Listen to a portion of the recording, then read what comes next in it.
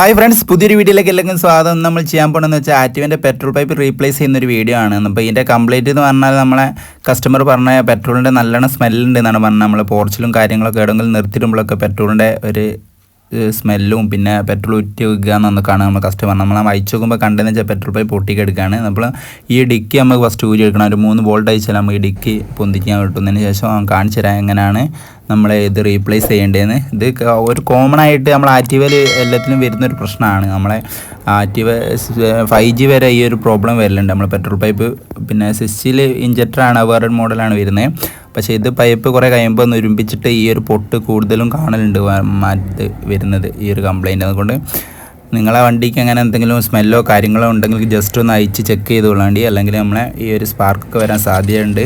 അതുകൊണ്ട് കാര്യങ്ങളും ശ്രദ്ധിച്ചു കൊടുക്കുക.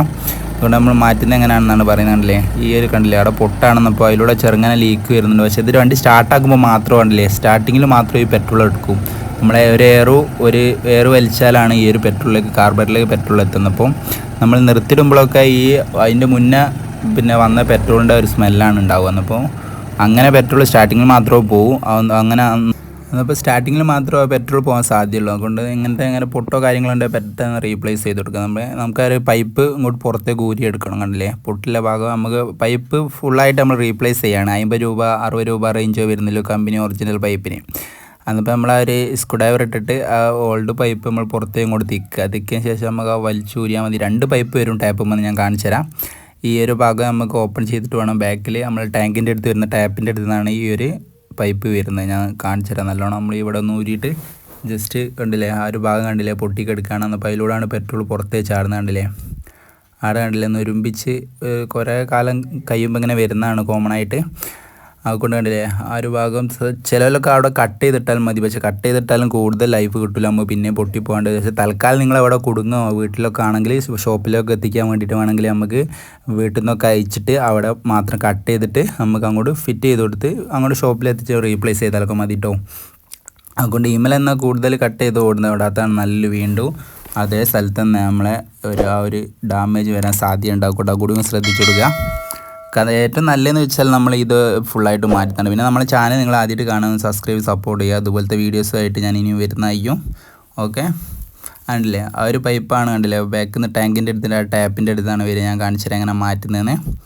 2 പൈപ്പിലൊന്ന് എയറിൻ്റെ പൈപ്പാണ്. അപ്പോൾ എയറിൻ്റെ പൈപ്പ് മാറ്റേണ്ട ആവശ്യമില്ല. നമ്മുടെ ഈ ഒരു പെട്രോൾ പൈപ്പാണ് പൊട്ടിയത് കൊണ്ട് അത് മാത്രമാണ് നമ്മൾ റീപ്ലേസ് ചെയ്യേണ്ടത്. ഒന്ന് എയറിൻ്റെ പൈപ്പാണ് വരിക, 2 പൈപ്പ് വരിക. എയർ വലിക്കുമ്പോൾ നമ്മൾ ഈ ഒരു ഓസ് കൂടെ കാർബറിലെ പെട്രോൾ എത്തുക. അപ്പോൾ ആ ഒരു സിസ്റ്റമാണ് ഇനി വരുന്ന ആക്റ്റീവക്ക്.